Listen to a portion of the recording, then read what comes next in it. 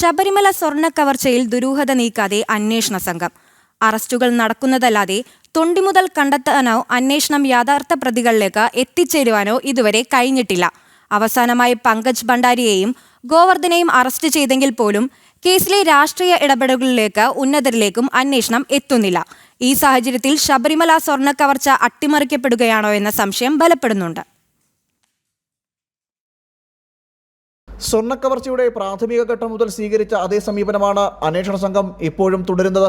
രാഷ്ട്രീയ നേതൃത്വവും അന്താരാഷ്ട്ര ബന്ധങ്ങളുമുള്ള വലിയ തട്ടിപ്പാണ് ശബരിമല സ്വർണ്ണക്കവർച്ച എന്നിരിക്കെ അന്വേഷണ സംഘം നടത്തുന്ന സമീപനങ്ങൾ പലപ്പോഴും വിമർശനങ്ങൾക്ക് ഇടയാക്കുന്നുണ്ട്. അന്വേഷണം ആരംഭിച്ച് മാസങ്ങൾ പിന്നിടുകയാണ്. ഇപ്പോഴും തൊണ്ടി മുതൽ എവിടെ എന്ന കാര്യത്തിൽ അന്വേഷണ സംഘത്തിന് യാതൊരുവിധ വിവരവുമില്ല. ഉണ്ണികൃഷ്ണൻ പോറ്റിയിൽ തുടങ്ങിയ അറസ്റ്റ് പങ്കജ് ഭണ്ഡാരിയിൽ എത്തി നിൽക്കുന്നു. എന്നാൽ കേസിലെ മുഖ്യ സൂത്രധാരൻ ആര് എന്നതിന് ഇപ്പോഴും വ്യക്തതയില്ല. തദ്ദേശ സ്വയംഭരണ തെരഞ്ഞെടുപ്പ് സമയത്ത് അന്വേഷണം നടന്നോ എന്ന് തന്നെ സംശയമാണ്. അക്കാലത്തൊന്നും യാതൊരുവിധ അറസ്റ്റിലേക്കും SIT കടന്നിട്ടില്ല. മുഖ്യമന്ത്രിയുടെ ഓഫീസ് ഇടപെട്ടിട്ടാണ് ഇതെന്ന തരത്തിൽ വാർത്തകളും പുറത്തു വന്നിരുന്നു. പങ്കജ് ഭണ്ഡാരിയുടെ അറസ്റ്റ് പോലും ഹൈക്കോടതി ഇടപെടലിന് ശേഷമാണ് നടന്നത്.